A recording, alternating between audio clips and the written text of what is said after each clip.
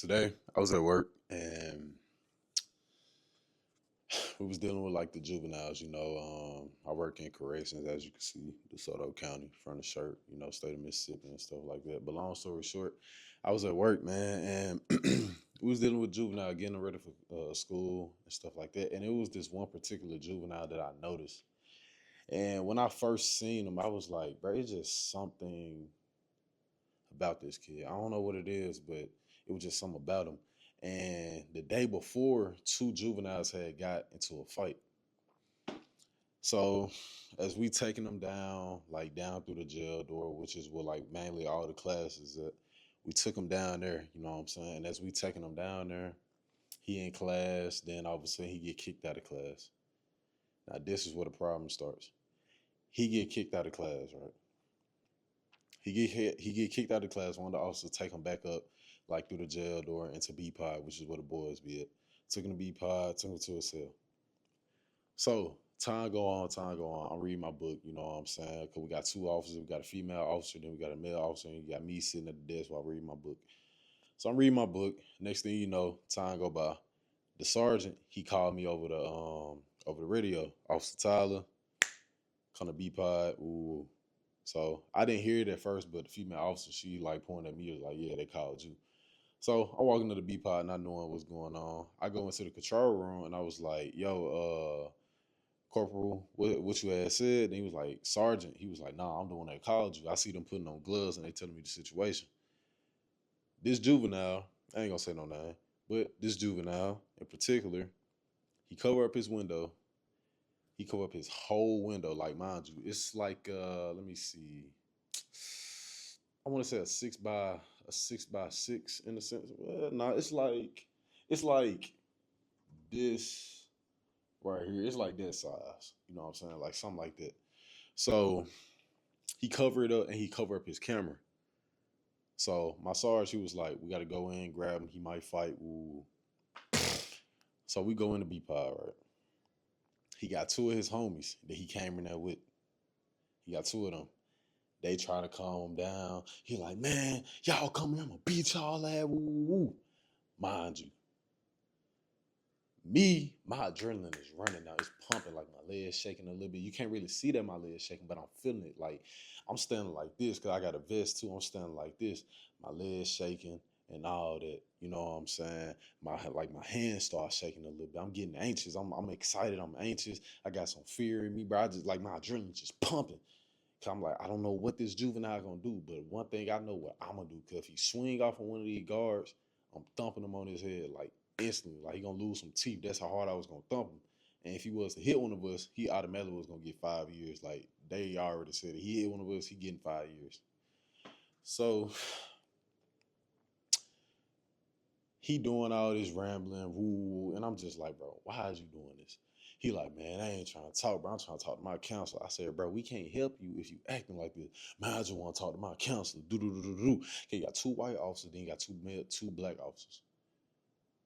The sergeant and the corporal, he was talking shit about them. I came up to him, talked to him. He was like a little con. He was talking to me and shit, bagged up, and I like we had got two of his partners out, one of them out at a time. They was like, man, whatever the dude name is, they were like, man, don't do it, bro, don't do it, don't do it, don't do it. Like, bro, you need to calm down, it ain't worth it. Ooh, ooh.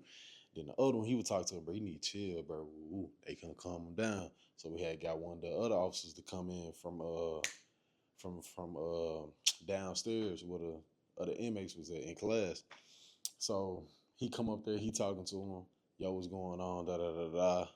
He calmed down. We move him to the OBS pod. Move him to the OBS pod. So we do that. So me and the other officers, we chit chatting, woo woo. Then I go back down to the class where I was at previously. Then I go pick up the lunch trays and stuff like that. Come back, fast forward. I'm eating my lunch. I'm in the control room. The OBS pod is right here by the control room, like literally like right here. It's like a wall, then it's the OBS cell. So next thing you know, I hear I'm like, what the fuck is going on in his cell? I'm thinking, oh nah, this the toilet. It's still flushing. Like it's still flushing or some shit. or this the sink. Next thing you know, in the control room, the window is tinted, so I can see all the inmates, but they can't see me unless some light come in. Then they can see me, but not like they can't like see me, but they see somebody in there. Unless it's like light like this, they can be like, oh, that's officer such and such. So inmates started getting up. They start banging on their glass, banging on their glass. Then he started banging on the door. So I rush up, boom. I go, I say, B pod, waiting on them to open the door. Boom, they open the door. I come around the corner, it's just number water leaking. I'm just like, bro, what the fuck did he do? So I go to the door, he banging. I said, OBS, OBS. I get him out, open the door. He said, man, I can't see, man, I can't see. Cause what he did, he messing with the sprinkler. Cause he all upset cause he's so much in his emotions. So I get him one of the blankets. I said, bro, here, use it for your face. The sergeant come in, he's hot. The corporal come in, he's hot. The officer come in, he's hot. The maintenance man come in, everybody come in hot. And I'm just like, damn, my first time encountering something like this. So things start like calming down. He in the cell and all that. We sent him to like cell 64. Yeah, we put him in cell 64 and stuff like that, an out of service cell. Put him in there. And what I'm getting at with this story is this right here. Cause y'all probably be like, bro, where are you getting at? What I'm getting at is control your emotions. Because as I was getting ready to leave, I had to write a report, an incident report based on what he did, which could potentially get him way more days than he was there for. So I had to write an incident report. And I was just like, bro, okay, cool. Cool, cool, cool, cool. We gotta do all this extra ass work because of you. But you want us to help you, but you doing this shit to us. So he was like, man, when I'm gonna get my blanket? Woo, woo, woo. I said, bro, you're not getting your blanket. Like, really, you're not even supposed to have your blanket. Cause like after 10, we take your shit. Really 6 or 10, we take your shit and you don't have your blanket until like the next day. Your blanket and mattress. You don't have that shit till like the next day. But by us being so lenient, this was already going on before I got the job. But by us being so lenient, we let you keep your shit. Even with the phone call, you only get one phone call a week. But by us being so lenient, once again, you get that shit multiple times throughout the day. Like at least twice throughout the day. Excuse me. And if they feel like some sympathy for you, something serious went on, you get another one. So he was like, man, I'm still gonna get like my PB and my milk and all that. I was like, yeah, bro, you got to eat. He said, man, you'll fuck me on 2. I said, nah, bro, I can't do nothing for you. I said, you can ask the other shift when they come in. He's like, when they come in? I said, bro, you got like 42 minutes for them to come in because it was like 5:18 at the time. Then he was like, man, can you turn the water on and all that? I said, nah, bro, you said you was gonna flood the cell. Like he said, man, I was gonna do that in the other cell, not this one. I said, nah, bro, we don't want to take that risk. Ask the other shit when they come in. He said, man, come on, bro. I said, nah, bro, you made this choice. Now you laying in it. Like you made this bed for yourself. Now you laying in it because he upset that he got to lay on a concrete platform. No bed, just pure concrete. What I was telling, I said, bro, you made it like, bro, this is why you need to control your emotions because you did this to yourself. Everybody try calming you down, but you decided to make an emotional decision. Now you are upset because of the consequences of your actions. I said, bro, your actions have consequences. Now you suffering from it and you don't like it. He said, yeah, man, I know, bro. He wasn't really trying to hit this shit, but it's like, bro, you made this bed for yourself. Even in y'all life, bro, you make emotional decisions. I'm gonna even tell you, yesterday and the day before yesterday, bro, I was off work. I was off work, man. I was off work. Got up early in the morning. That Wednesday, got up early in the morning. I was gonna spark. I went to the gym, came home, took a shower.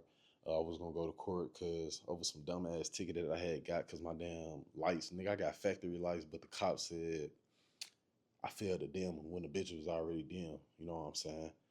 See how I did it with my emotions. I'm upset about that a little bit. I'm just like, bro, that ain't my fault. But I take full accountability. Am I able to fix the situation? Yes, which I'm going to. So what I'm getting at is I wasted that whole day, but I made the excuse to not be upset with myself as I'm just chilling today. I did a little bit of sparking, made a little bit of money. Yesterday, woke up early, Woke up like around 7. My girl, she was concerned because she thought I had work, and she was like, "What's going on?" You know what I'm saying? Thinking that I'd be late for work, but in reality, I wasn't gonna be late for work. I was already off. You know, but she didn't know that until I told her and explained it to her. So I went to the gym, came. Then as soon as I left the gym, I had went sparking, made like shit $25. Came home and guess what? I chilled for the rest of the day. But let me tell you what I did while chilling. I was playing a fucking game. I was playing the game. Like, let me be honest, bro. I was playing the game. I was playing the game. Then later on that day, you know, my girl said me, she said, "How was your work?" And all that. And I would say it's cool. But deep down inside, I knew it wasn't cool because deep down inside, I knew I wasted a fucking day. But I hate where I'm currently at in life. And that had got to me emotionally. I started shedding a little bit of tears because I'm like, damn, to me, I was fine. But when somebody else asked me about what was going on, I felt a certain way because when you the only one that knows what is going on, you don't feel a way. But when other people know, that's when you start feeling the way. So I was just like, fuck. So I started journaling. I said, bro, I hate where I'm at right now in my life, bro. I said, if I don't change, I'm gonna keep getting the same results I'm getting right now. And that's nothing. But if I'm tired of where I'm currently at in life, I have to fucking change, bro. I have to change. Because bro, I'm tired, I'm tired, I'm tired. Like, bro, I said this is the year I will stop working a 9 to 5. Even though right now I'm in corrections, but my heart is truly in this shit right here. But my heart is in this, but why am I not putting in the work for it? Am I scared? Yes, because why? I still care to an extent about what people think. I'm working on building a business that I haven't even launched yet. Because why? I still care about what people think. I'm caring about the opinions of broke ass people when I'm broke my damn self. I'm not broke in the mind, I'm broke in my bank account. Because I'm like, how can I function from an abundance mindset, but be frugal with my money, but be smart with my money, but be a miser with my money, but be smart with my money? How can I be better with my finances instead of trying to do this, do this, do that? Every time I get paid, I'm spending, spending, spending, spending. How can I budget, save, and invest? How can I live my life from a percentage base instead of from a spending base? You catch what I'm saying? Because your emotions can help you make a life-changing decision or a permanent decision. Like, I'm just like, bro, I gotta do something different. Cause like right now, bro, I'm staying with my sister right now.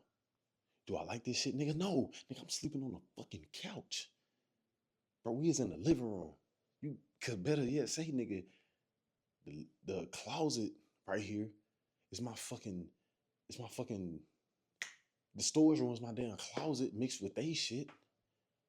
Then where everybody sit their ass on from outside, this is where I lay my fucking head at. So I'm like, bro, I fucking hate where I'm at right now. But I, but guess what? I made an emotional decision to be here. I ain't have to be here because I made that decision. That's my fault. Because now I gotta suffer that shit. Because why? It's my fault. Ain't nobody tell me to leave my mama house. I made that decision. I wasn't around the right group of people. I made an impulsive ass decision. But by me being around those people, it showed me a lot, it exposed a lot about me that I didn't know that was in me. It exposed my work ethic. It exposed my laziness, my procrastination, me lying, me not being 100% honest, me being scared to stand up for myself. It exposed so much about me, man. It exposed so much about me because I made an emotional ass decision. So many people was trying to talk me away from doing that shit. But guess what? I'm like, man, nah, I'm traveling the country. I'm doing this. I'm doing that. Man, y'all ain't no shit, but y'all still working. Then I'm gonna be making $1 million a month. I'm gonna be doing this. I'm gonna be doing it. Well, I'm working corrections. I was still scared to post a fucking YouTube video. I was still scared to be myself and express myself in a way. Because why? I gave a fuck about what other people think. These motherfucker broke too. People don't care until the shit actually hits. And when it hits, that's when everybody want to put their opinion out on you. Folks don't really give a fuck, bro. They don't care, because if they did, they'll be doing better right alongside you instead of hating on you. People care until it's you. People care until you surpass them. People care until you're doing better than them. People care until you're doing more than them. People care until you start looking better than them. People care until you start being intellectually smarter than them. Bro, I remember I fucking hated reading. Now I'm falling in love with reading. I remember I used to hate working to an extent. Now I love this shit. I love it. I love that feeling of being tired. I love that feeling of feel like I don't have shit else to give. What else can I do when I'm feeling like that? Because now I'm pushing myself past a limit I never reached. How the fuck can I retire my mom if I'm allowing my emotions to make a fucking decision for me? I'm trying to chase this version of me when I'm vibrating and operating in this version of me. Because it's a big gap from here to here. And in between here, a lot of shit I need to work on. That's why I'm not here yet. That's why I'm still down here. And I'm not afraid to admit that shit, bro. I have so much shit to still work on, bro. I'm finna be 20 in March. I'm finna be fucking 20 in March. I'm 19 right now. I said by the time I'm 21, nigga, I'm taking myself to Dubai and my woman with me. Because I got a good woman I thank God for. Because what you gotta understand, bro, how you do one thing is how you do everything. How you show up for this is how you show up for that. The same way I show up for this fucking job, because I know the money is coming, it's the same way I gotta show up for my fucking business. The same way I gotta show up for every area in my fucking life. The same way I show up to that gym, the same way I gotta show up to every area in my life. Because I'm gonna make sure I hit that gym.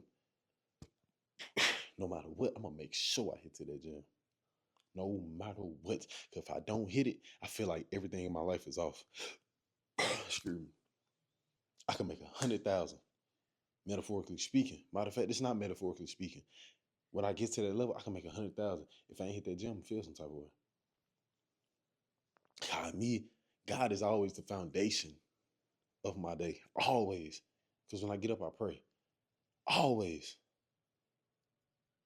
But for my mental, I need to go to that gym. I need to stimulate my brain to do some hard shit. Because once I do that, bro, my whole day is easy. It's flowing.